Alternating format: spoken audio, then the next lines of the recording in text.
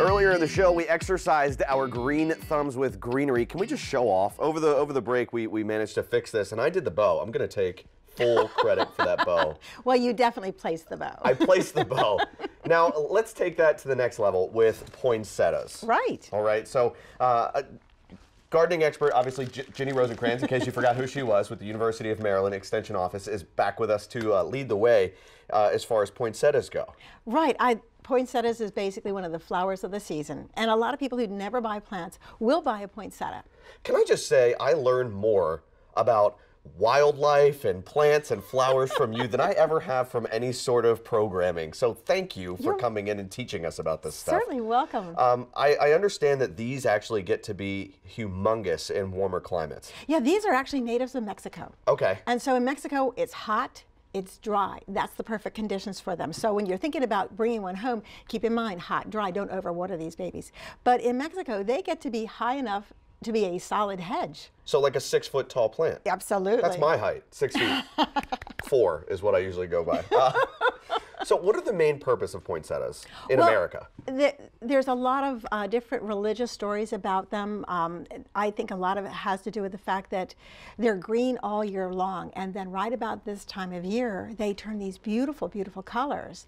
And of course, some of the stories talk about a young child who didn't have anything to give. Sure. And then they saw these were in bloom, and they gave them as a gift, which is a perfectly good thing. And that's why people now traditionally say, here's a gift, and it's a perfect gift. And on church on Sunday, I'm sure that you see just a slew of these, especially around Christmas time. Yes. And these are not the easiest plants to keep around because, you know, so you said that they thrive in dry, warm temperatures, and they take forever just to get to this point. Well, that's the neat thing about these. I mean, these were all grown by Parkside High School, which I think is amazing. It's very difficult to grow, and we have a lot of wonderful greenhouses that have them right now, as well as garden centers. But they have to start them in July. Okay. And then they have to take care of them, and they don't start getting colorful until right about now.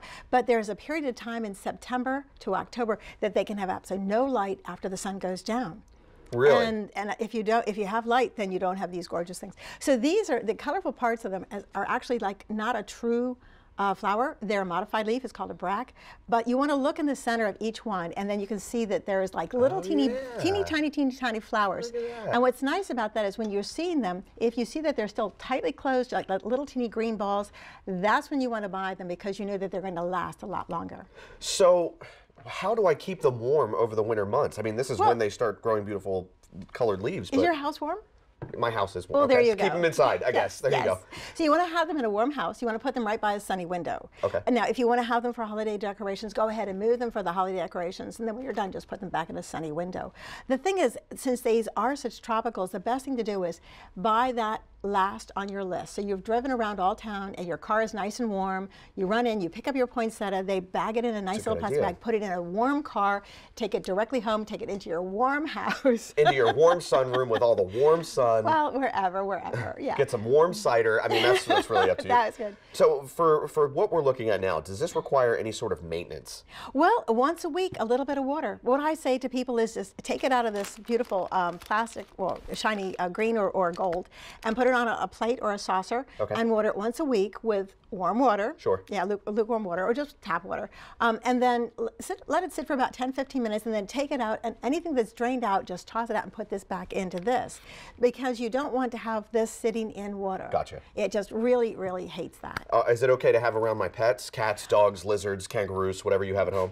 Kangaroos, maybe not. Okay, but you know, they're not poisonous, but if you have a cat or a puppy that likes to chew on things, there's a lot of natural latex in these. Okay. And so if you break a leaf, like I'm going to go ahead and break a leaf right now, and see there's already a little bit of white oozing out of it. And when you see something like that, you know that if a cat or a dog is playing with it, chewing on it, it's going to get caught in their mouth. And bleh. Gotcha. So you don't want them messing with it. So if you have a cat or a dog that is into nibbling, put it up higher than they can get.